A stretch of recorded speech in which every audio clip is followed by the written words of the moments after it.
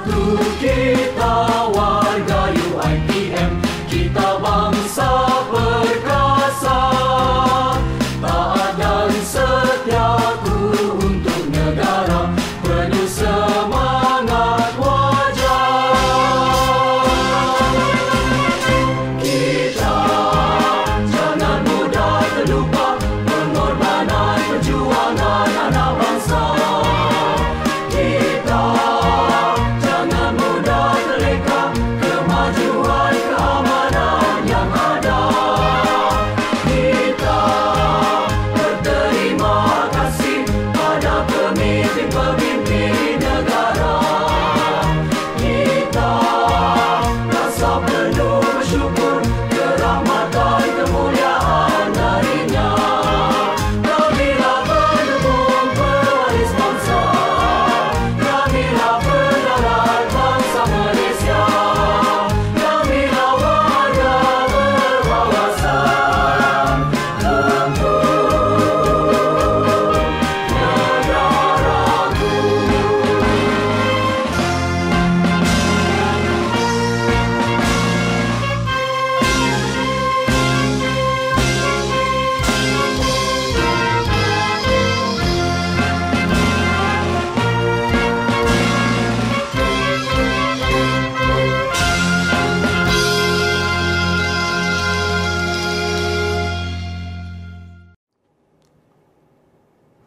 Bahawasanya negara kita Malaysia mendukung cita-cita hendak mencapai perpaduan yang lebih erat dalam kalangan seluruh rakyat masyarakatnya, memelihara satu cara hidup demokratik, mencipta satu masyarakat adil di mana kemakmuran negara akan dapat dinikmati bersama secara adil dan saksama, menjamin satu cara liberal terhadap tradisi-tradisi kebudayaannya yang kaya dan pelbagai corak, membina satu masyarakat progresif yang akan menggunakan sains dan teknologi moden. Ikrar. Maka kami, rakyat Malaysia, berikrar akan menumpukan seluruh tenaga dan usaha kami untuk mencapai cita-cita tersebut, berdasarkan atas prinsip-prinsip yang berikut.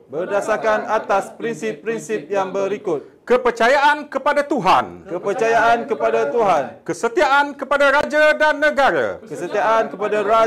negara, keluhuran perlembagaan, kedaulatan undang-undang, kesopanan dan kesusilaan. Terima kasih.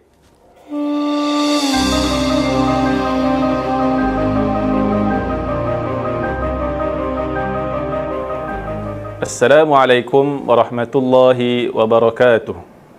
Warga UiTM Cawangan Perak yang saya kasihi, suka untuk saya kongsikan satu hadis Rasulullah sallallahu alaihi wasallam.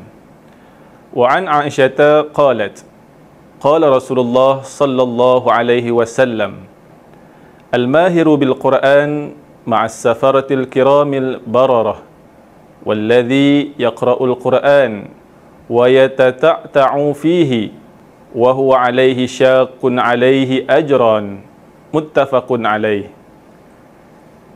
Warga UiTM Cawangan Perak, pengajaran daripada hadis yang saya bacakan sebentar tadi, hadis di atas memberikan galakan kepada kita supaya sentiasa menghafal dan memperbanyakkan bacaan Al-Quran, terutamanya di bulan Ramadan Al-Mubarak ini, supaya kita ditempatkan di kalangan mereka yang mendapat ganjaran kelebihan pahala dan fadilat di sisi Allah Subhanahu wa Ta'ala, terutamanya bagi mereka yang menjaga Al-Quran.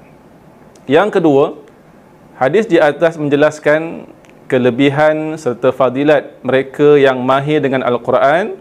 Mereka akan bersama dengan para malaikat pada hari kiamat kelak. Yang ketiga, hadis di atas memberikan khabar gembira bahawa Allah Subhanahu wa Ta'ala tidak sesekali mensia-siakan usaha mana-mana hambanya dalam melakukan kebaikan serta ketaatan, Walaupun kita tidak mahir membaca Al-Quran, tetapi Allah Subhanahu wa taala menetapkan jika mereka berusaha untuk belajar Al-Quran, Allah memberi mereka 2 ganjaran pahala di sisi Allah Subhanahu wa taala. Sekian, Assalamualaikum warahmatullahi wabarakatuh.